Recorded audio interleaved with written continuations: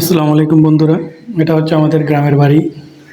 আমাদের বাড়ি আর আমাদের সাংসদ একজন ফজলে করিম চৌধুরী মহোদয়ের সমাজ একটাই।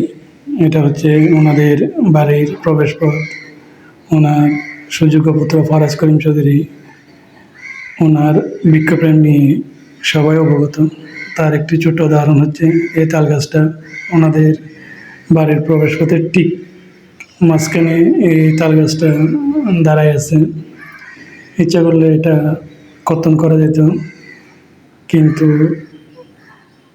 ওনার আর ওনার বাবা বৃক্ষপ্রেমের কারণে এই গাছটা এখনো রাস্তার মাঝখানে দাঁড়ায় আছে।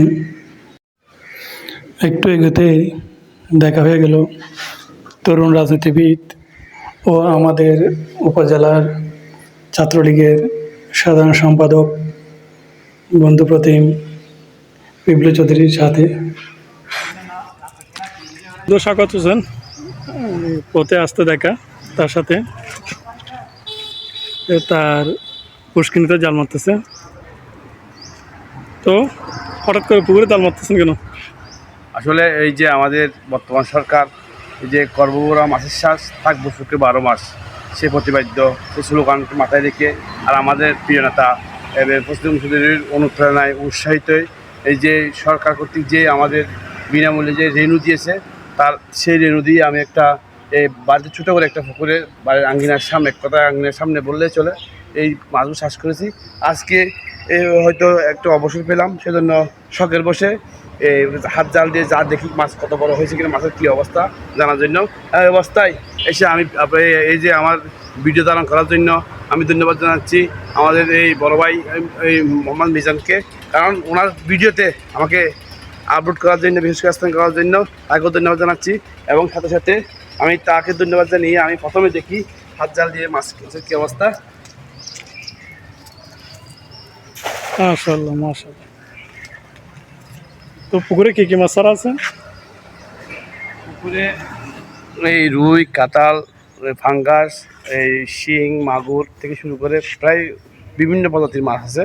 দেখি না এখন আমি আজকে 8-9 মাস কী অবস্থা, আজকে দেখি কী অবস্থা, দেখি মাছের কত বড় হয়েছে, সাইজ কত বড়, মাছের কী পরিমাণ আছে, সেগুলো আজকে আমি চেক করার জন্য আসলে জালটা মেরেছি।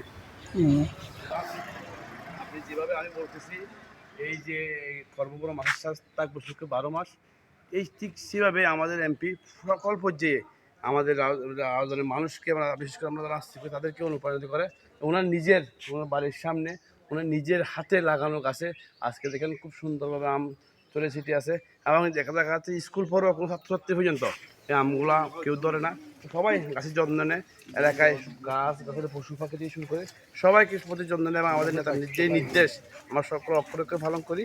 এই আমরা আজকে দেখেন এখানে বিভিন্ন এইখানে দেখেন আপনি আমাদের মহোদয়ের নিজের হাতে লাগানো গাছ, ওনার মায়ের প্রতিষ্ঠিত যে কমিউনিটি ক্লিনিক, ওনার সামনে উনি নিজে লাগিয়েছেন। কিছুদিন আগে এখান থেকে একটা গাছ মারা গেছেন, উনি আবার নিজে রিফ্রেশ করছেন। আগে দেখা যাচ্ছে এখানে সবজি ক্ষেত থেকে শুরু করে সব খেজুর বাগান থেকে শুরু করে দেখেন সব কিছু এখানে আমাদের ভরপুর আয়োজন। ধন্যবাদ বন্ধু পিবলু চৌধুরীকে। আমাদের গ্রামটা অনেক সুন্দর। আপনারা ইচ্ছে করলে এসে ঘুরে যেতে পারেন।